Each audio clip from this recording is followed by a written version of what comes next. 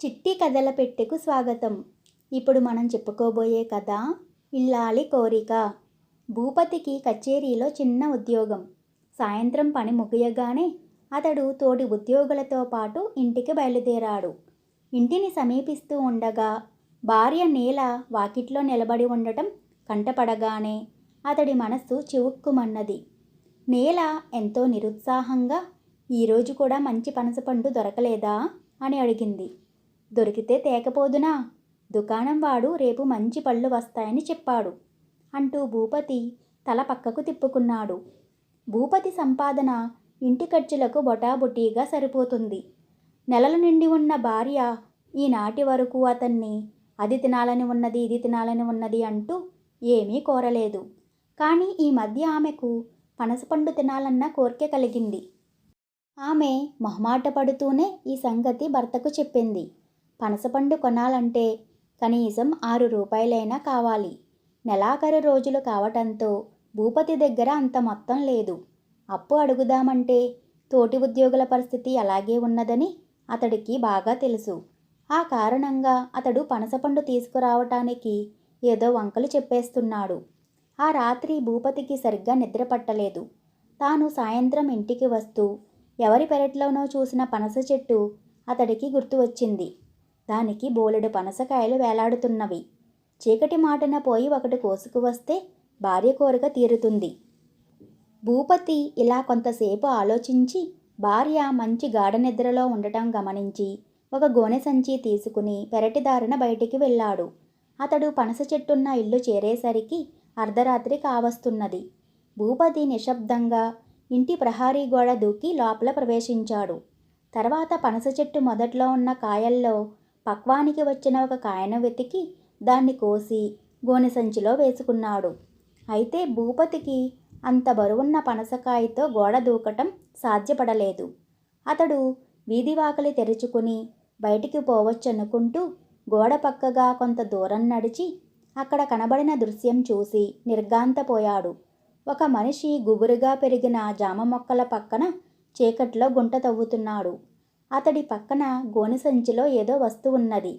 తను దొంగగా ఆ పెరట్లోకి వచ్చిన సంగతి మరిచిపోయిన భూపతి ఎవరు వాళ్ళు అంటూ ఆ మనిషిని కరుకుగా ప్రశ్నించాడు. గుంట తవ్వుతున్న మనిషి ఆ ప్రశ్న వింటూనే అదిరిపడి చేతిలో ఉన్న గుణపాన్ని జారవిడుస్తూ, బాబ్బాబు, కాస్త గొంతు తగ్గించి మాట్లాడు, మా ఆవిడ లేచి వస్తుంది అన్నాడు మెల్లగా మూసి ఉన్న పెరటి తలుపుకేసి ఎంతో భయంగా చూస్తూ. అతను ఆ ఇంటి యజమాని అని తెలుసుకున్న భూపతి వెలవెల్లపోతూ భుజాన ఉన్న గోనె సంచిని కింద పెట్టి, క్షమించండి, మా ఆవిడ కోసం మీ చెట్టు నుంచి ఒక పనసకాయ కోసుకుపోతున్నాను అన్నాడు. ఇంటి యజమాని భూపతి ముఖం కేసి ఒకసారి ఆశ్చర్యంగా చూసి, పనసకాయ, ఒకటి కాకపోతే 10 కోసుకువెళ్ళు. ముందు ఈ గుంట తవ్వటంలో నాకు కాస్త సాయం చెయ్యి. ఈ గోనెలో ఉన్న చచ్చిన పిల్లిని గుట్టుమట్టుగా పాతిపెట్టాలి అన్నాడు. భూపతి బతుకు జీవుడా అనుకుని గుణపం తీసుకుని గుంట తవ్వసాగాడు. ఇంటి యజమాని చిన్న గొంతుతో గోనెలో ఉన్న పిల్లి కథ ఇలా చెప్పాడు. ఆ పిల్లి అంటే అతడి భార్యకు పంచప్రాణాలు. 4 రోజుల క్రితం ఆమె బంధువుల ఇంటికి పెళ్లికి పోతూ పిల్లిని కూడా తీసుకుపోవాలనుకున్నది. ఇప్పటికే ఆమెకు ఆ పిల్లికి ఉన్న నేస్తాన్ని గురించి పక్క ఇళ్ళ వాళ్ళు కథలుగా చెప్పుకుంటున్నారు. ఆ కారణం వల్ల భర్త ఆమెతో, దాన్ని ఇక్కడే వదిలి వెళ్ళు, పెళ్ళికి వెళుతూ పిల్లిని చంకన పెట్టుకుపోవటం దేనికి, అక్కడ నలుగురు విడ్డూరంగా చెప్పుకునేందుకా అన్నాడు. ఆమె కొంచెం సేపు ఆలోచించి, ఆ మాట నిజమే, ఆ కొత్త చోట నా ముత్యాల పిల్లికి దిష్టి తగిలినా తగలవచ్చు. ఇక్కడే వదిలి వెళతాను. దాని ఆలనా పాలనా నువ్వే చూడాలి. తిరిగి వచ్చాక అది ఏమాత్రం చిక్కిపోయినట్లు కనిపించినా నీకు 4 రోజుల పాటు పస్తే అన్నది. ఆమె వెళ్ళిన మరుక్షణం నుంచి పిల్లి అరుస్తూ ఇల్లంతా తిరగసాగింది. ఈ 4 రోజులుగా అది పాలవాసన కూడా చూడలేదు. సొమ్మసిల్లి గోడవారగా ముడుచుకు పడుకున్నది. భార్య వచ్చే సమయానికి అది కళ్ళు తేలవేసి నిగడదీసుకుపోయింది. అటు భార్య భయంతో ఏమీ పాలుపోని ఇంటి యజమాని దాన్ని గోనెలో వేసి అటక మీద దాచేశాడు. అతడి భార్య ఇంటికి వస్తూనే, నా కన్నతల్లి, నా ముత్యాల పిల్లి ఏదీ అంటూ ఇల్లంతా వెతకసాగింది. పిల్లి చచ్చిపోయిందని చెబితే భార్య అన్నంత పని చేస్తుందని, ఎరిగిన ఇంటి యజమాని ఆవిడతో, నువ్వు వెళ్ళిన రోజు రాత్రే అది నీ కోసం బెంగ పెట్టుకుని ఎటో వెళ్ళిపోయింది. నువ్వు వచ్చావు కదా, అది వస్తుందిలే అని సర్ది చెప్ప చూశాడు. కానీ ఆమె పెద్ద గొడవ చేసి భోజనం చేయకుండా ఏడుస్తూ పడుకున్నది. ఆమెకు కొంచెం కునుకు పట్టిందని తెలియగానే ఇంటాయన లేచి పిల్లిని పూడ్చిపెట్టేందుకు పెరట్లో గుంట తవ్వుతున్నాడు. భూపతి సాయంతో త్వరలోనే గుంట తవ్వటం పూర్తయింది. ఇంటి యజమాని అతడికి ఇంకేదో చెప్పబోతున్నంతలో అతడి భార్య తలుపు తీసుకుని వస్తూ భర్తను, ఇంత చీకట్లో పెరట్లో ఏం చేస్తున్నావు అంటూ కోపంగా ప్రశ్నించింది. భార్యను చూస్తూనే ఇంటి యజమాని గాబరా పడిపోతూ గోనెను గుంటలోకి తోసి భూపతితో, నే వెళుతున్నాను బాబ్బాబు, నువ్వు కాస్త గుంట పూడ్చి మరీ వెళ్ళు అంటూ భార్యకు ఎదురు వెళ్ళాడు. ఆ భార్యాభర్తలు ఇంట్లోకి పోగానే భూపతి గుంట మీద ఇంత మన్ను కప్పి వీధి వాకిలి గుండా బయటికి వచ్చి గబగబా ఇంటికేసి నడవసాగాడు. దారిలో అతడికి గస్తీ తిరుగుతున్న 2 రక్షక భటులు తారసపడ్డారు. వాళ్ళు భుజం మీద గోనెతో చీకట్లో వెళుతున్న భూపతిని చూడగానే అనుమానించి ఆగమని, ఈ అర్ధరాత్రి వేళ ఎవడిల్లు దోచి పరిగెడుతున్నావు అని అడిగారు. భూపతి గజగజ వణికిపోతూ, అయ్యా, నేను పరిగెత్తటం లేదు, మామూలుగానే నెమ్మదిగా నడిచిపోతున్నాను. నేనేం దొంగను కాదు, నా భార్య కోసం పనసకాయ పట్టుకుపోతున్నాను అన్నాడు. ఈ మాట నమ్మమంటావా అంటూ ఒక రక్షక భటుడు చేతిలో ఉన్న కర్రతో గోనెను పొడిచాడు.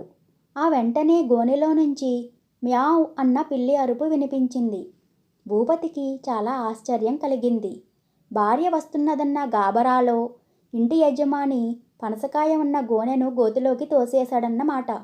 అతడు చచ్చిందనుకున్న పిల్లి నిజంగా చావలేదు. తిండి తిప్పలేక సొమ్మసిల్లి పడిపోయి ఉంటుంది. రక్షక భటులిద్దరూ పిల్లి అరుపు వింటూనే పెద్దగా నవ్వి, నీ పెళ్ళాం పిల్లిని పనసకాయ అని పిలుస్తుందా? నువ్వేదో మంత్రగాడివని మా అనుమానం. అందువల్లే పిల్లిని ఈ అర్ధరాత్రి వేళ ఏ వల్లకాటికో మోసుకుపోతున్నావు. తెల్లవారి నీ అసలు స్వరూపం బయట పెట్టిస్తాం పద అంటూ భూపతి ఎంత చెబుతున్నా వినకుండా అతన్ని తీసుకుపోయి చెరసాలలో వేశారు. బాగా పొద్దెక్కిన తరువాత చెరసాల అధికారి అక్కడికి వచ్చాడు. రక్షక భటులు ఆయనతో, రాత్రి ఒకణ్ణి పట్టుకున్నాం, వాడు మంత్రగాడని మా అనుమానం అని చెప్పి భూపతి ఉన్న గది దగ్గరకు తీసుకుపోయారు. భూపతి ఆ అధికారిని చూసి చాలా వింతపడ్డాడు. రాత్రి ఆయన్నే పెళ్ళాం దగ్గర పిల్లిలా అతడు చూసి ఉన్నాడు.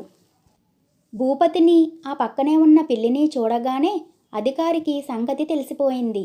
చచ్చిపోయిందనుకున్న పిల్లి బ్రతికి ఉండటం కంటపడగానే ఆయనకు కలిగిన ఆనందం అంతా ఇంతా కాదు. ఇక తాను ఇప్పట్లో భార్యకు భయపడవలసిన పని లేదు. ఆయన రక్షక భటులకేసి కళ్ళెర్రజేసి చూస్తూ, ఈయన ఎంతో కాలంగా నాకు తెలుసు, గొప్ప మర్యాదస్తుడు, పెద్ద మనిషి.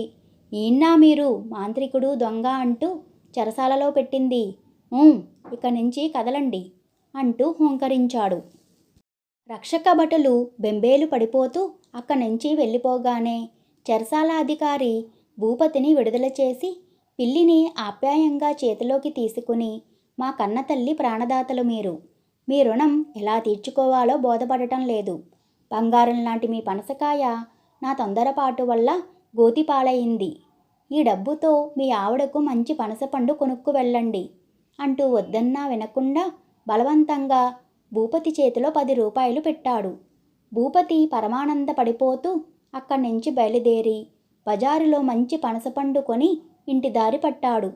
అతడు ఇల్లు చేరగానే వాకిట్లో పొరుగింటి మంత్రసాని పుల్లమ్మ ఎదురుపడి, రాత్రంతా కనిపించలేదు, ఎక్కడికి వెళ్ళావు అని అడిగింది చిరుకోపంగా.